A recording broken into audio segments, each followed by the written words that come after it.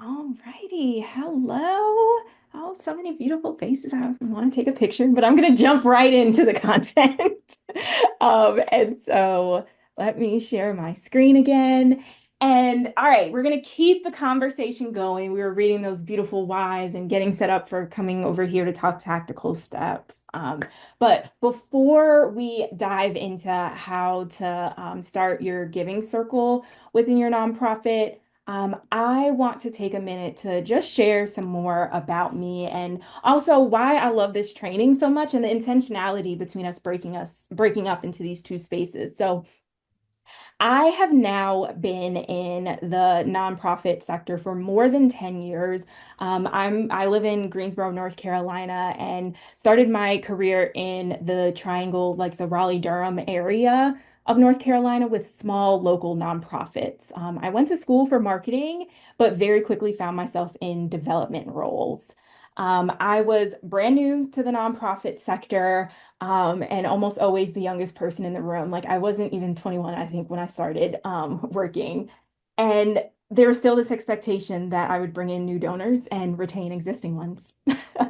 And that's where I started to just think about like, how could I do this? That's where I first learned about giving circles and through our community foundation and thought that it was just such a cool way to meet people and expand the network. And Now in my role at Philanthropy Together, I fully understand the power of collective giving and what this means for nonprofit staff. Whether you are in development or programs, executive leadership, whatever your role, the community that you're able to build will help your organization in serving its mission because ultimately collective giving is not about money, it is about community. So, to ground us just a little bit more, I want to lift up that people are fundamentally generous. It's something that is a core belief here at Philanthropy Together. And if we approach what collective giving in our organizations look like with this mindset, it is going to unlock so much more for us. And it may also take some shifting of mindsets to get us to answer this question. How can we enable people to be their most generous selves? So first, we have to disrupt who are we asking? We can't make assumptions about who can give and who can't give. And so I'll never forget my senior year of college. I'm going to share another story. I was interning at a nonprofit, and it was an ask for everyone, including the interns, to give three names of folks to send our annual letter to. And I remember I sent it to three of my friends, and one day our operations lead came in and she's reading off like the new donations and like two of my friends had given.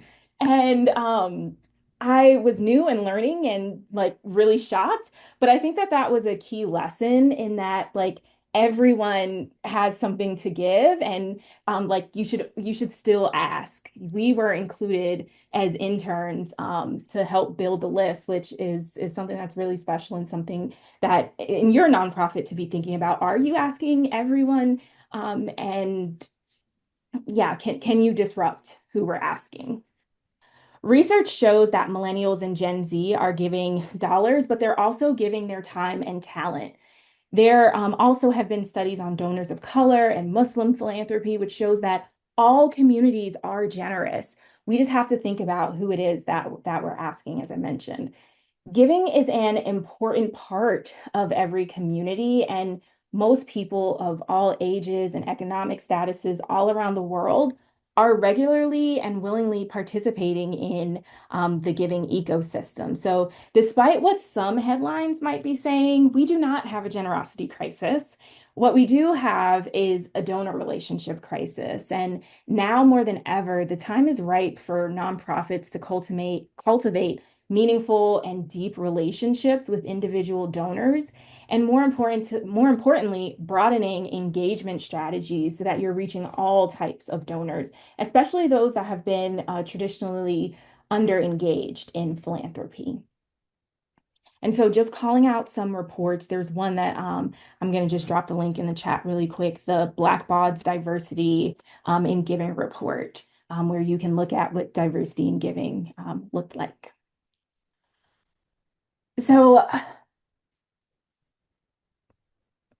we also can look at how are we disrupting how we ask. So we have to shift our mindset from outdated transactional models of fundraising that's focusing on following the money to one that is more relational and focuses on us engaging more deeply with donors to understand why they give. Ty talked a lot about your why, and I think it's also good to think about what is your donor's why.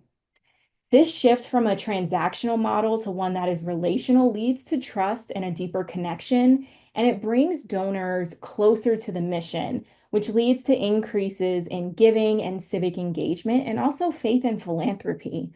So, understanding your donors and working to build deeper connections with them is a core reason of why you should consider, why you should consider starting a giving circle within your nonprofit. And some ways that you can do this is by tailoring donor outreach to who you're reaching out to, frequently communicating with donors about your organization's why, developing genuine relationships with diverse groups of donors, and also continuously optimizing your donor journeys and meet donors where they're at, and see how they are aligned with your organization's goals and your organization's mission.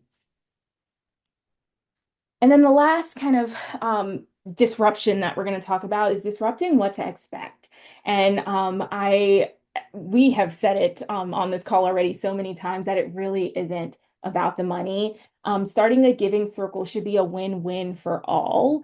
And ultimately, as nonprofits, we need to focus on our people and the impact that we want to make in the community.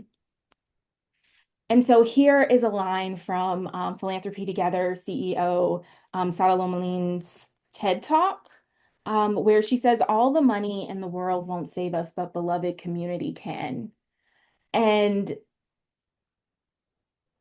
in like all what this line is saying that is that it's community and people coming together that will really shift the world. And there are many ways that we are looking at giving in this movement, and we talk about it in the context of the 5 T's of philanthropy: giving your time, your talent, your treasure, your testimony, and your ties.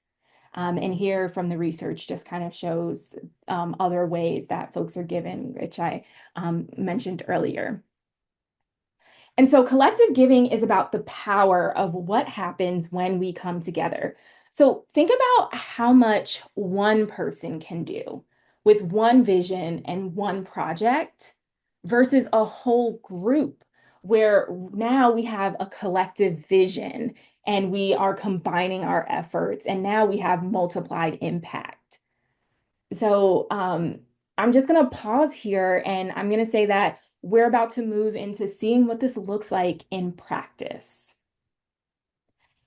And please feel free to continue like dropping questions in the chat along the way.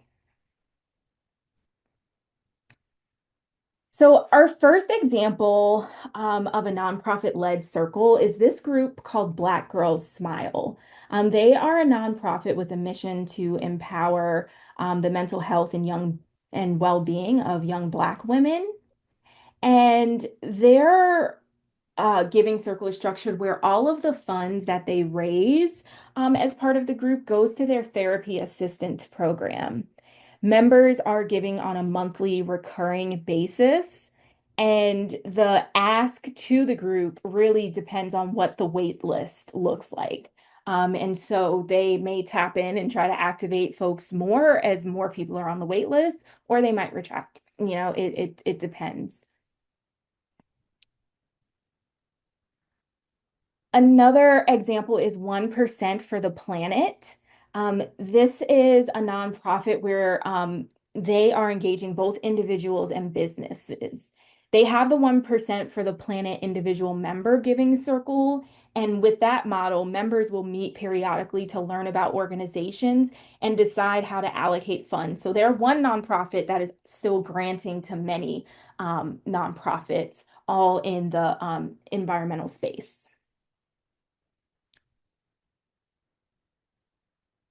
Another example is Development. So Development is a nonprofit who launched their Giving Circle as a time-limited initiative. I believe that they were an 18-month, they had an 18-month Giving Circle, and all of the funds raised within the Giving Circle went towards three key programs. All of the funds stayed within the organization. And so I just want to lift up that we've already seen three very different models and ways of how nonprofit-led circles are taking shape. And each of the last three that we saw were launched from folks who went through this very training. So shout out to our launch grads who launched those three groups.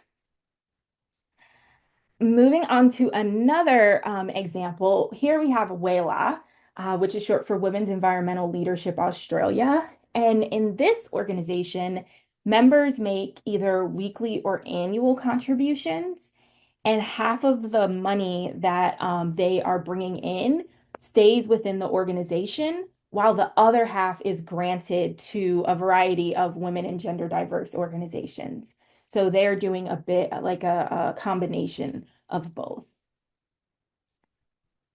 And then last but not least, we have the Latino Legacy Circle at the Latino Community Foundation.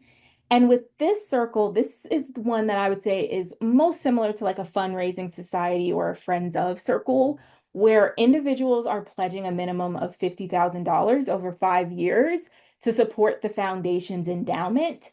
And then in this picture, you see like they have just the best party once a year, and they're inviting all of their donors to come together and celebrate all that has happened. And there they also share about the impact of where the dollars within the foundation have been going, and it's a fun gala. So now you have some inspiration. We talked about all we're in the right frame of mind and we're ready to get into the nitty-gritty tactical steps. And first, I just want to hear from you all. If you could share one word or an emoji that's coming to mind so far about the group that you're thinking about, like just let me know what's coming up.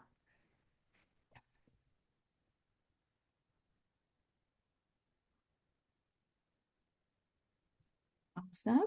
I see a question here. Should a giving circle have a leader or just roles? We are going to go through that as we're going through the steps, so that question will be answered. Okay, I see another one for staffing. Yes. Make sure we take some time on that section. Timely. See. Nice. Fire. Great. Thank you all. All right. So there are 6 guiding questions that will help you shape your giving circle. So those 6 are: why do you want to start a giving circle at your nonprofit?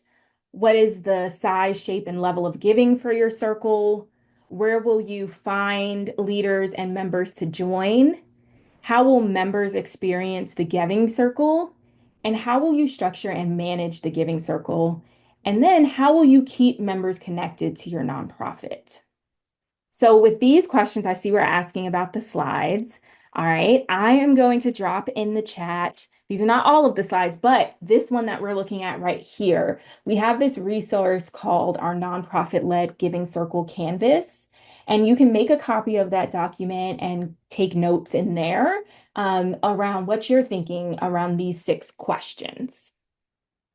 So we're now going to dig into each of these. First, why do you want to start a giving circle? And we've already been thinking about that from when we were back in the main room. So, to start a thriving giving circle within your nonprofit, you must first start with your organization's why. Figuring out the guiding motivations for your nonprofit, as well as your board, your staff, and other stakeholders, is essential when you're considering what this group will look like. So, what is it about the idea of Giving Circle that moves and inspires you in your organization? And what impact and change do you want to have in your community? The Giving Circle really presents an opportunity for your nonprofit to hone in on their vision and build a dedicated community of leaders who are invested in the organization's strategic priorities and goals. When giving circles are mission aligned, nonprofits are able to further the 4 Ps: And so those four P's are purpose, people, programs, and position. Purpose is the core element to align, and the others are a bonus. These four core elements are value propositions of why you should consider starting a giving circle within your nonprofit. So these four value propositions are also the reasons why fundraising falls flat sometimes. And just like we're going to double down on this a lot, but fundraising should never be transactional. It's only relational, and you can do that by wrapping it around these four P's. So just to share more of what we're seeing here, um, people is looking at increasing the diversity of your donors, building passion with your existing donors, and also strengthening those relationships. When you look at programs, you're identifying and building relationships with a broader number of individuals and aligning them with your mission and introducing them to new programs and campaigns and initiatives. With position, you're increasing your community, your visibility in the community. And you could also look at piloting this participatory grant making approach and giving donors agency, which is something that we're going to bring up as we're working through these questions. And then all of these people programs and positions, they all ladder up to again, the core element, which is purpose. And so giving circles can contribute to the culture of philanthropy that is within your organization and showcase the direct mission and work of your organization. And so here are some of the whys that we have heard along the way, which is giving to overlooked issues, having fun, creating a community, making systemic change, and building bridges with new communities. So that's our first question, and things to ponder as we're thinking about the first question. Moving to the next question, which is what is the size, shape, and level of giving for your circle? So now that we're anchored on our why, and we spend a lot of time on the why really because it is so key and essential. But now we're anchored, and it's time to start thinking about the design of your giving circle. And we can like dig in even further on these three components. So first, looking at size. Think about what size feels right for you. So, would you like a tight-knit group of donors who are supporting your mission? And so, looking at on the under 15 end of it, these might be existing donors already. Um, again, it's an engagement opportunity. This is good for having in-depth conversations and learning and really getting into like the meat of ways that your giving circle is supporting your organization. And also, a smaller group works well when you have higher minimum donations for your development goals. Kind of mid-size is around 25 to 50 people. And in a group of this size, consensus and voting as a decision-making structure works well. And it can still easily be managed by a staff member, and you can introduce committees or a smaller core group that you are working with. And then on the larger end, if you are trying to engage a lot of people as part of your development goals, it may require having a dedicated person on staff who is supporting the circle with communications or engagement, meetings, things like that. So it does require more staff coordination the larger that your group becomes. Next is thinking about the profile of your membership. So, the culture and focus of your Giving Circle program is unique to your nonprofit, and also it may change over time depending on the membership and the needs of your organization. So, culture attributes, these should really, again, align with the values of your organization. And when it comes to the issue and program areas, it's looking at what will your giving circle focus on? Will it be a particular program or a general issue that your nonprofit is looking to solve? And so I think a good example of this is Mercy Corps. They have a Women's Climate Alliance. And so that is another nonprofit-led circle example where they're all focused on supporting climate and selecting groups outside of the US who are receiving those funds. Um, so moving on, what will your membership look like? And so, will you be focused on alumni? Maybe you want to focus on people who have already gone through a program that exists within your nonprofit, or maybe you want to look at local businesses and bringing in business leaders to be a part of it. And so that's looking at your membership and population focus.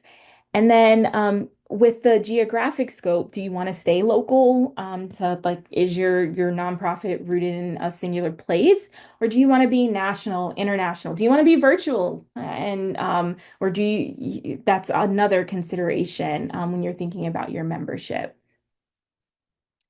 Um, I see the question in the chat, and we're going to move through, and I'm gonna hold that one for Q&A.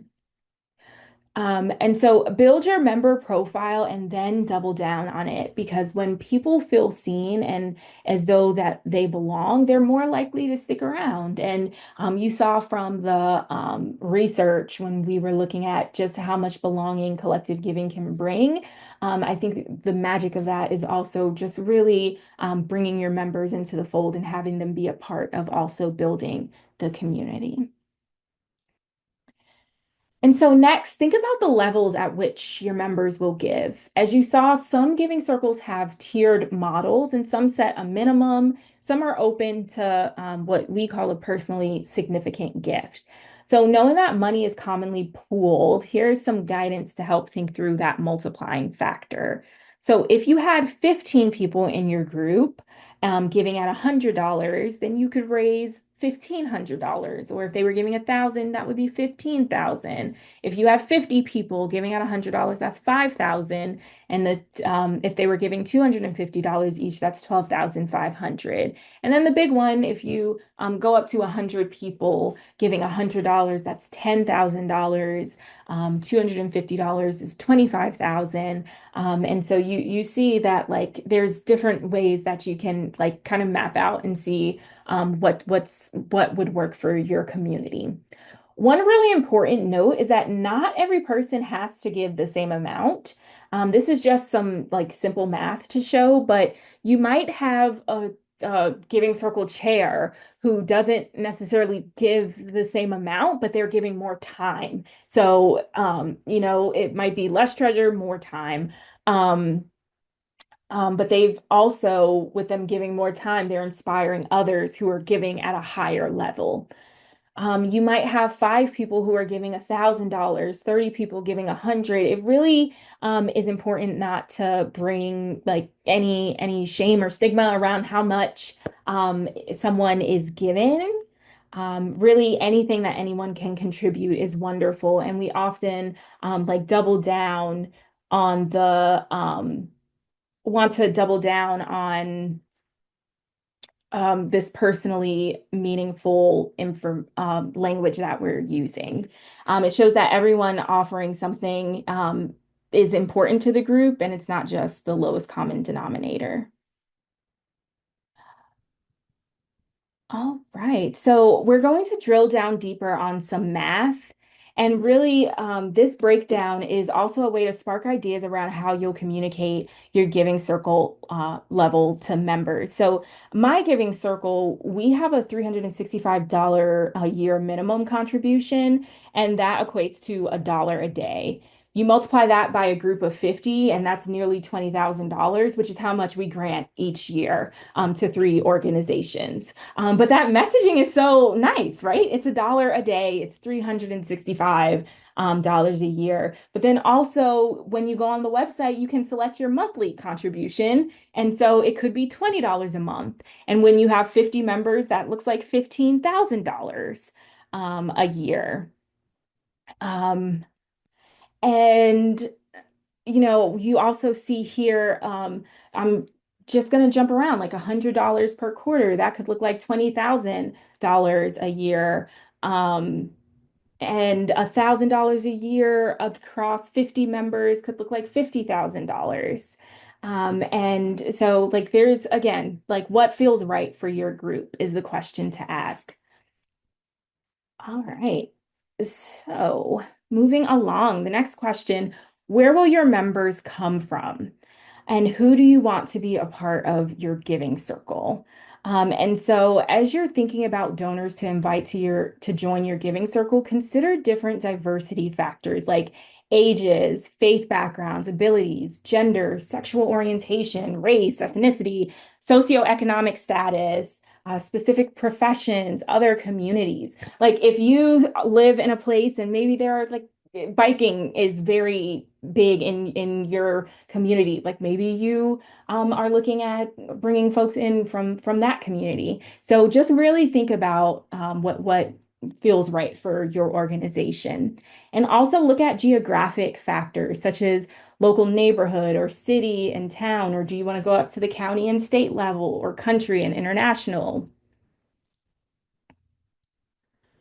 So we always get asked, how can I find my leaders for my group?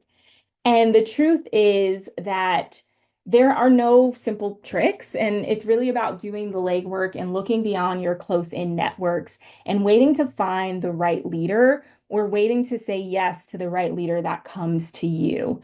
So, with that said, here are four ways, and these are helpful pathways for you to explore and find emerging diverse leaders for your giving circles. The first is looking in your existing donor base. Take a deep dive and look at your lapsed donors, committee members, volunteers. Are there demographics that are missing? Who is the right target within your existing database? It's really how are you going to approach this? Are you looking to build community with your existing donors, or are you looking to bring new people in to learn more about your mission? So I think that's also something to ponder as you're thinking about how to find your leaders.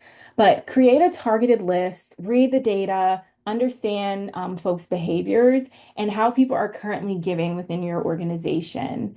Um, I would say also, if you host events and there's always someone who is bringing another person up to you saying, hey, you should meet, like tap that person because they would make a great giving circle leader. So just want to lift that up. And so another helpful path is looking at your local formal or informal associations. So this might include like employee resource groups at local companies, fraternities and sororities that are located near you, chambers of commerces, churches. That is another place to find members. And then also there are informal associations. So think about book clubs and college clubs next door. If you're like just hyper local, meetup, if that's still around, and Eventbrite, those type of events and Facebook groups as well. And then social media, like don't underestimate the power of looking at these groups that like on LinkedIn as well. Relationships are always key, and your close-in partners and networks likely have a lot of untapped potential. So just, do like an assessment. And this is great to talk about with other members of your staff too, to see which names come to the top. Start with your most passionate supporters, and really, you'll, like I said, work with your staff and see who you're connected with. And so, of course, there are close friends and family and neighbors, but also think about relationships that you've built over time. Look at your networks and clubs that you're a part of. And your giving circle could really come from any of these bubbles.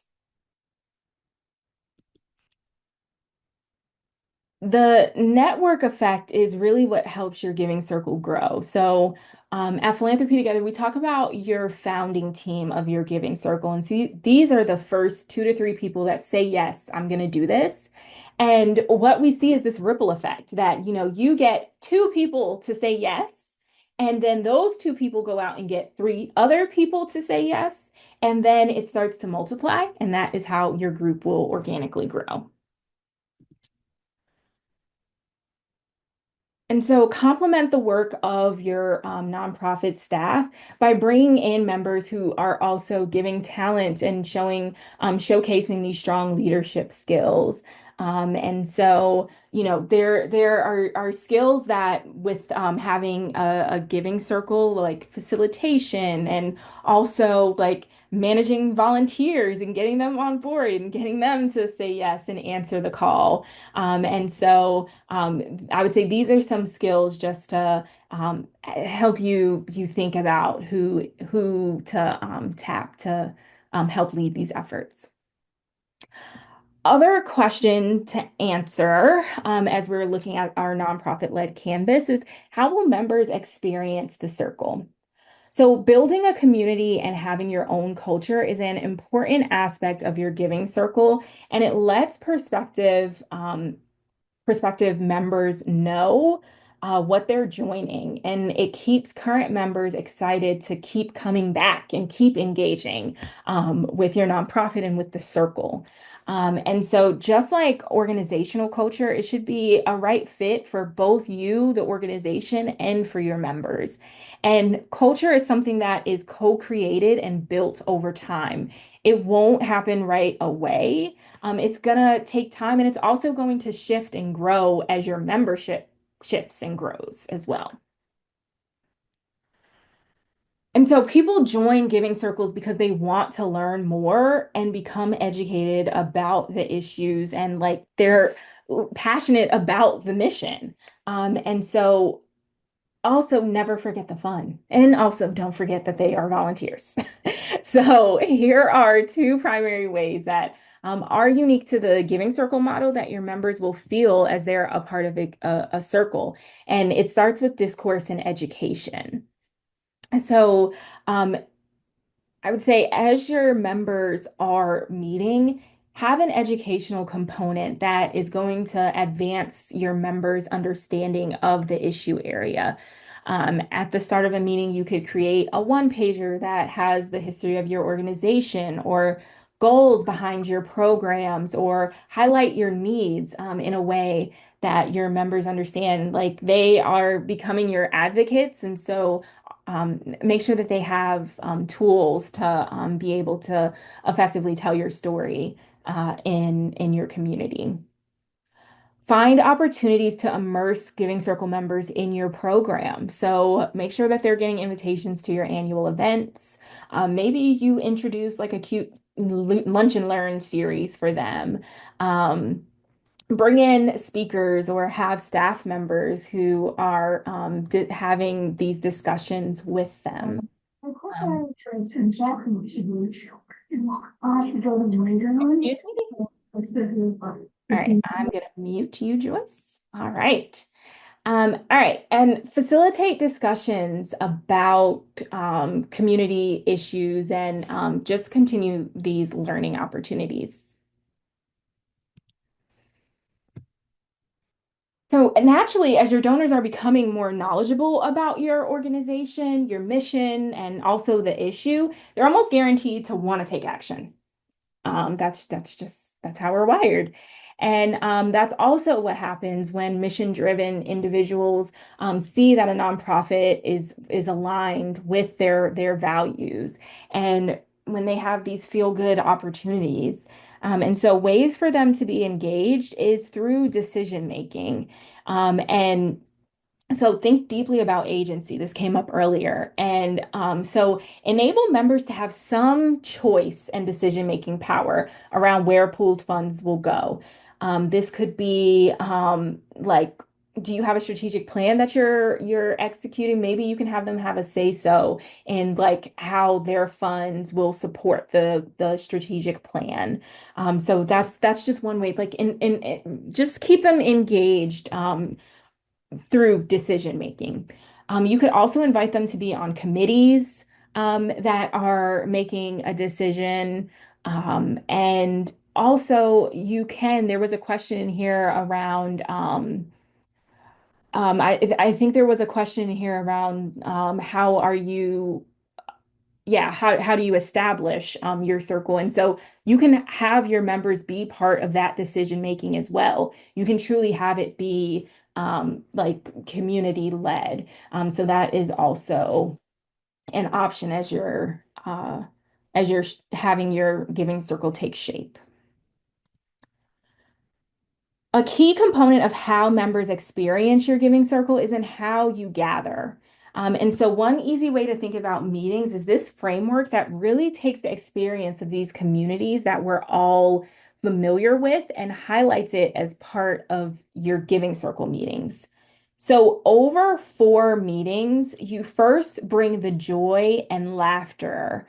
And that is really to capture the feeling of a dinner party. And you could have that first meeting be at someone's house or at a park where you're just gathering and meeting and building that community. Next, your next meeting could be a talk about your nonprofit or issues in your community, and you could bring in an outside speaker or someone on your staff. And it's like we would see in a book club. Your third meeting, you could then dive deeper into a project or a program that you're offering and engage the group in shared chat and shared challenge. And so this is working together like a sports team. And then the fourth and last meeting should feel big and celebratory. So this is where everyone is coming together. And in a typical giving circle, this is where the group would decide on the nonprofit to give to and make your collective gift. And so since in some models this is already decided because it's all going to your nonprofit or you're setting that expectation up at front, you can think about another way to have this big celebration. And maybe it's tied, like in the Latino Community Foundation example, it's tied into the storytelling of your organization's impact, and you're bringing in all your donors into a space. So this is just a sample framework. And maybe you only want to hold 2 meetings a year, or each of your gatherings really only focus on learning. It's really tailored to the specific needs of your organization. You can also run a giving circle as a one-off event. We call these pop-up giving circles. And so it's all the joy and magic of a giving circle wrapped into a 2-hour event. So here is a sample agenda, and you see that those 4 potential meetings we just looked at over the course of a year are pretty much wrapped up into 30-minute blocks. With you gathering, then reflecting on your shared values, then learning and discussing the work of your nonprofit, and then lastly, making a gift and envisioning other ways to give beyond the dollar. So, moving on to our next question, which is how will you structure and manage the giving circle? And really, I think the deeper question is what is the agency of the community members that make up the giving circle? How much do you want to run it, or do you want the members to run it? And what does it look like with staff leading versus a member leading? So, new giving circles start in all kinds of ways, and sometimes nonprofits intentionally create giving circles to meet their mission and their development goals. It's sometimes co-led with another organization or committee or board, and it really is what you're thinking. So, I want to take some time on this slide because I know there were a lot of questions around the staffing and having community members, what's their level of involvement. So on this side of, we're going to call it less control, and we're calling it less control on the behalf of the organization. So this is where a community member, or maybe it's an existing giving circle or a committee chair who comes to you and they maybe you're here today because you are in one of those roles and you want to do this for a nonprofit. And so it's a leadership development opportunity. I would say on this end, um, having more than one. So having there may be one person who's like raising their hand and really wants to do this, but like how can you also have them have some support because at the end of the day they are volunteers to support them in this initiative. Moving along, you could do a chair model. And again, the recommendation is a co-chair, or even going up to a full committee of 2 to 5 people who are taking on the majority of the organizing. And uh, we have here a recommendation to build in a succession plan so that you are avoiding leader burnout. And so moving on to the side of where it's more nonprofit led, you may have a single, like your giving circle may be structured with a single committee who is leading it. But as you're going into this committee structure, it's similar to having a board. And there's this question of can or should board members also be circle members? It's what's true to your organization if this is a fit, if your board members are on board. Yes, they could also take this on and it be their initiative of like forming this and having the meetings and knowing that the staff would be supporting them and guiding them in that way. This is good for as your circle is growing in size and getting larger, but it also could be the start when you're just launching something new. And then a nonprofit driven. And this is where you are your development, you're here, your development staff, and you want to go ahead and launch this nonprofit led circle.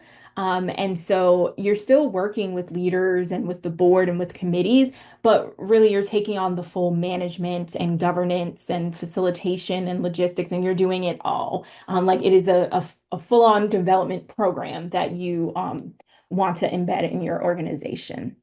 So these are 4 options, and it could also be a mix in between, but these are different ways that you can structure your circle. Are there any, I just want to pause here because we're going to go into Q&A, but also want to drop in the chat if there are any additional things that are coming up as we're on this slide. And then I'm gonna also show the staffing management spectrum, in which on a smaller for smaller organizations, perhaps everyone is a liaison. And so maybe you're a team of 3 or 4, and everyone is kind of like working together in your staff and building people and touching the giving circle in some way. In a medium-sized organization, maybe there's just one designated staff person who is the liaison for the circle. And then moving on to larger organizations, maybe many staff members are supporting the giving circle. So maybe in a larger organization, you have like a communications lead who is working with them as well as a fundraising lead. Like you have multiple staff people that are supporting the your giving circle. Okay, I'm seeing in the chat most of the nonprofits that Kathy works with do not have staff. So we would need a model that volunteer board members can manage on their own, definitely. So I think when we look back, you're operating with like down here with a rotating community leaders.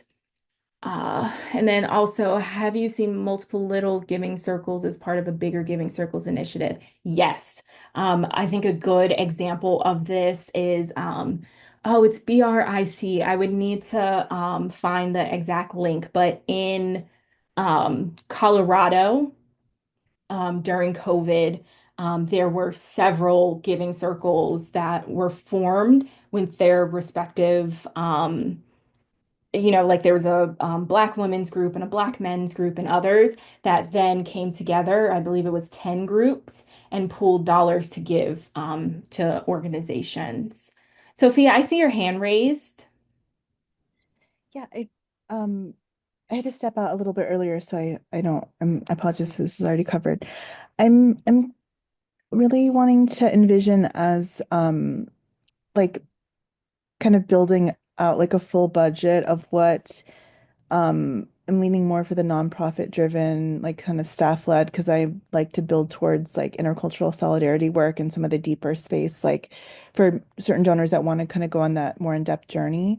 And when I'm kind of curious if there are within Philanthropy Together, like a learning community of like maybe folks who have gone that route or what, if there's like an ongoing connection, kind of learning community around that. One question. The second is that something that if the organization I'm working with, like I would be building out a program like this, could does Philanthropy Together, like, can I consult with you? Like, is there like a consulting like role that you or other members of your team can play as like technical assistance type thing? I'm just curious about some of that. Yes.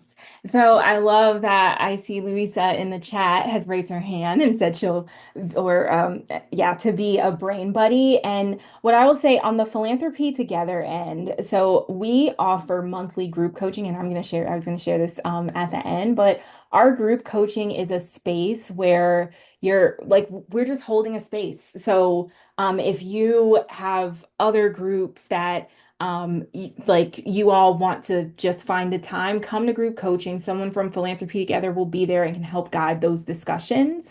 And if the time doesn't work, then like we're always available. Like just tap us and we will more times than not try to like be available for whatever time works for you and your group. And that is free of charge. We do not charge for any of our programming or our support.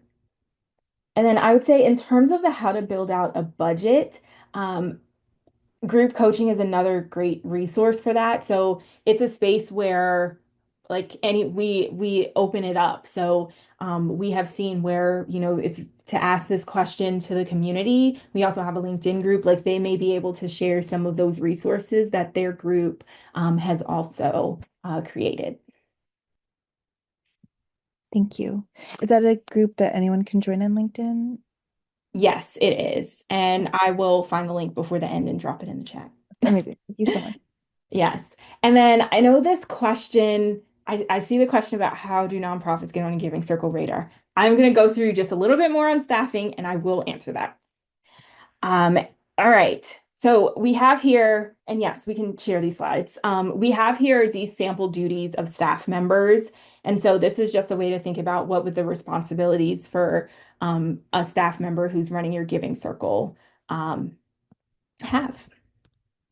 Also want to lift up our tool, our friends at Grapevine.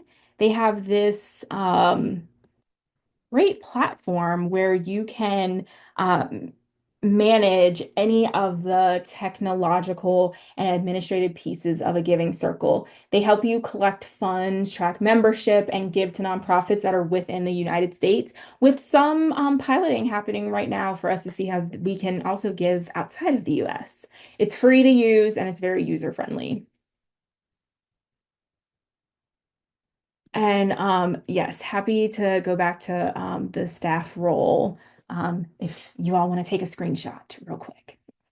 We're coming up on time, so I just want to make sure I have time to get to everyone's questions also. All righty.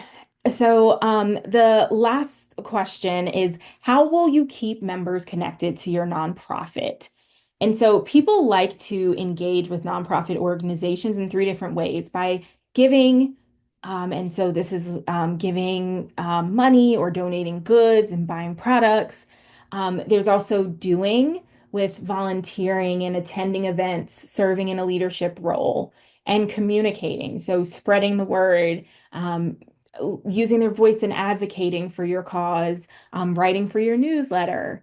And so here are some ideas of membership activities that you could offer. This could be speakers or trainings on philanthropy. It could be a site visit at your office. It could be discussion of readings, networking opportunities, social activities. Really, there's an endless list, but here are some ideas to spark some thinking for your organization. And then Also, just think about the sustainability of the giving circle. You're always recruiting. When you have a giving circle, anyone is a potential member. So think about ways that you can be also supporting your existing members to bring others in. And think about how you'll continue to engage them over time beyond the dollar. And here are some useful recruitment tactics and also messaging ideas. We have on Philanthropy Together's website a resource library that also has some templates that you can copy and edit for your use. And also we shared the link to whatisagivingcircle.com. That's a great tool as you're trying to tell someone about what you're doing and what this model and movement is. You can utilize that website. People start giving circles to fund organizations, yes, but it is an opportunity to practice the five T's, which we had mentioned: time, talent, treasure, testimony, and ties. It all matters. Your actions, your time, your money, it all counts when we're talking about giving. And so here are the five key steps to getting started. We've talked about your why.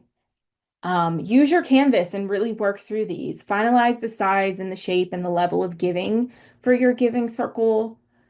Determine where you will source members and the experience of the circle, and decide the experience and the structure and the management of the giving circle.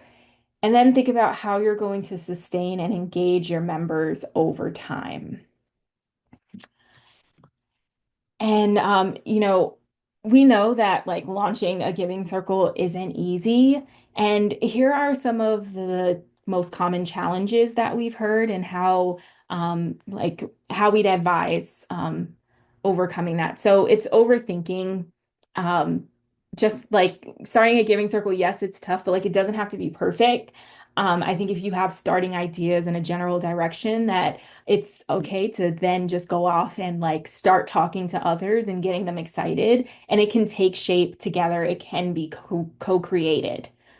There is a fear for some of talking about money and dreams, and we don't have a global culture of talking about money. And so there's an opportunity to talk and frame these discussions toward the greater goal of supporting your nonprofit's mission and aligning it with someone's personal passions and interest.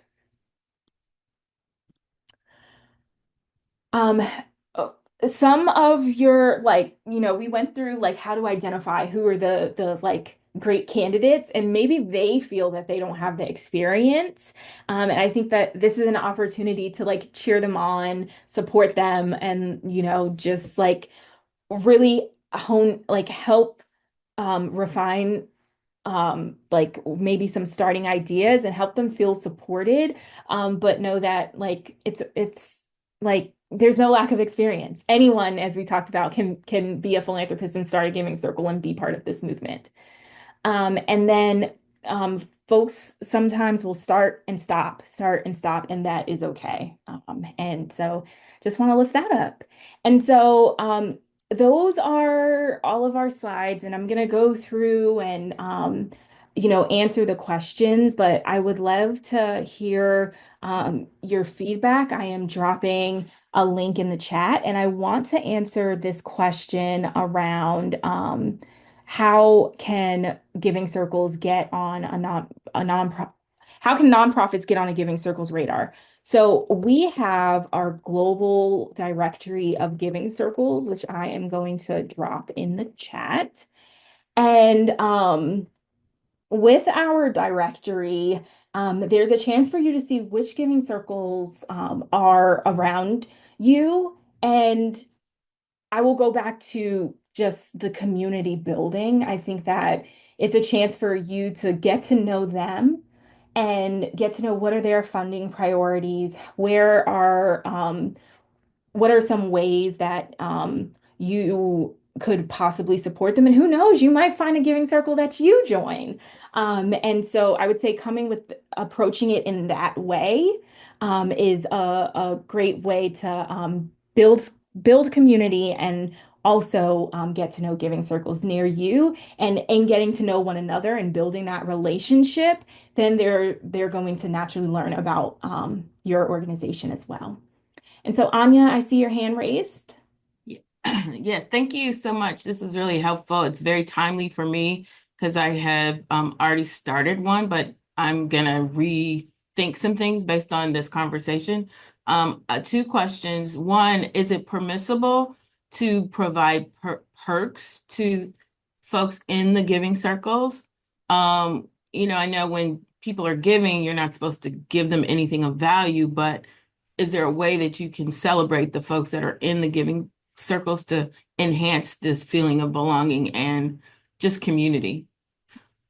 Yes, I think that there are ways. So let's say that you have like you pitch this idea. I think matching dollars, like folks get very excited about that, and it's reinforcing like still the belonging, and it's that they're multiplying their impact. So, they could give to your organization, see that their gift was multiplied by the group and then see it multiplied even more with matching dollars. I think that is okay. I also think that like having events like food, I don't think we even talked about food. Like food is so like big in giving circles and collective giving.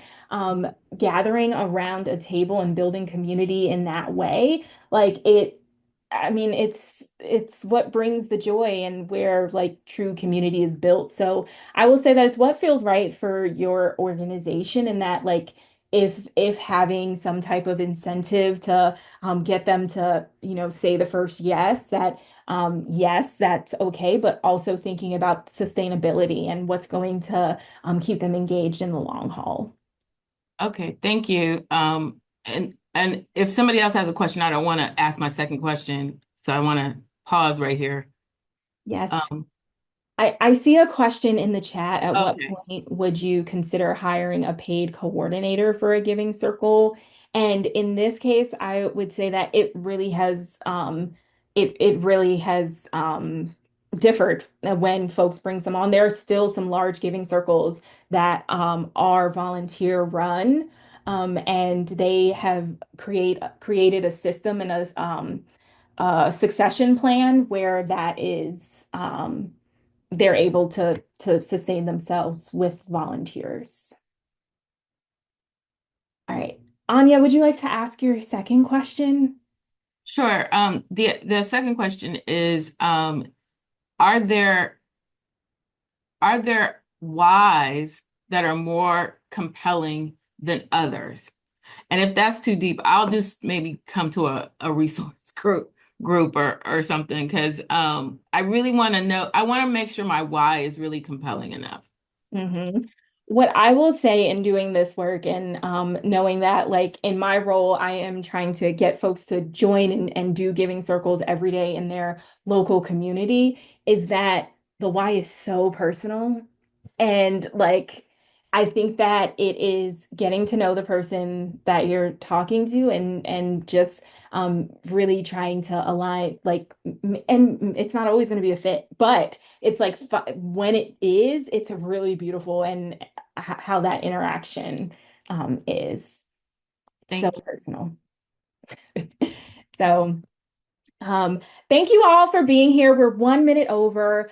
I wanted to share that we are giving away tra 10 seats to the Bold training from Dan Pallotta. Dan Pallotta was our keynote speaker last year for We Give Summit. He is an author, a TED Talk speaker, um, probably one of my favorite, well, after Sada's TED Talk, one of my favorite TED Talks on the way we're doing charity is wrong is the title of his. And so he created this training, and it's designed for people who want to shift from like a traditional scarcity mindset to one of abundance. You can bring your board in, your staff in for this training. So we're going to be emailing folks by tomorrow.